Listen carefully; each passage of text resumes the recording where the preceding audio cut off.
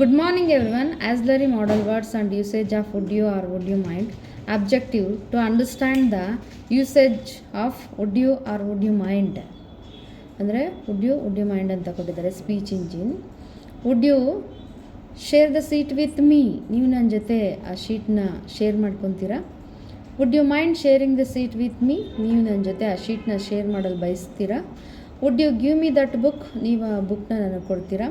would you mind giving me that book, ನೀವು ನನಗೆ ಆ ಬುಕ್ ಕೊಡಲು ಬಯಸುವಿರಾ. would you recommended my name, ನೀವು ನನ್ನ ಹೆಸರನ್ನು ಶಿಫಾರಸು ಮಾಡುತ್ತೀರಾ. would you mind recommending my name, ನೀವು ನನ್ನ ಹೆಸರನ್ನು ಶಿಫಾರಸು ಮಾಡಲು ಬಯಸುವಿರಾ. would you buy me a ticket, ನೀವು ನನಗೆ ಟಿಕೆಟನ್ನು ಖರೀದಿಸುವಿರಾ.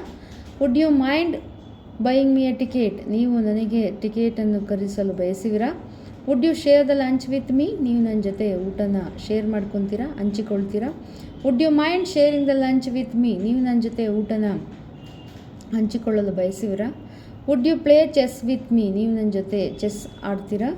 would you mind playing chess with me, ನೀವು ನನ್ನ ಜೊತೆ ಚೆಸ್ ಆಡಲು ಬಯಸುವಿರಾ. would you come out for lunch today, ನೀವು ಇಂದು ಊಟಕ್ಕೆ ಹೊರಗೆ ಬರುತ್ತೀರಾ. would you mind coming out for lunch today, ಇಂದು ಊಟಕ್ಕೆ ಹೊರಗೆ ಬರಲು ಬಯಸುತ್ತೀರಾ. ಇಟ್ಸ್ ಕಾಲ್ಡ್ ಆಸ್ ಬರುತ್ತೀರಾ, ಬಯಸುತ್ತೀರಾ, ಇದೆಲ್ಲ ಏನು ಬರುತ್ತೆ auxiliary modal words and usage of would you mind. For example would you like it ಅಂದರೆ ನೀವು ಇಷ್ಟಪಡುವಿರಾ ಅಂತ ಬರುತ್ತಲ್ಲ, ಆ ಟೈಪಲ್ಲಿ ಬರೋಂಥ ಸೆಂಟೆನ್ಸ್ ಎಲ್ಲ ಆಕ್ಸಿಲರಿ ಮಾಡಲ್ ವರ್ಡ್ಸ್ ಆಗುತ್ತೆ. Would you mind. Thank you.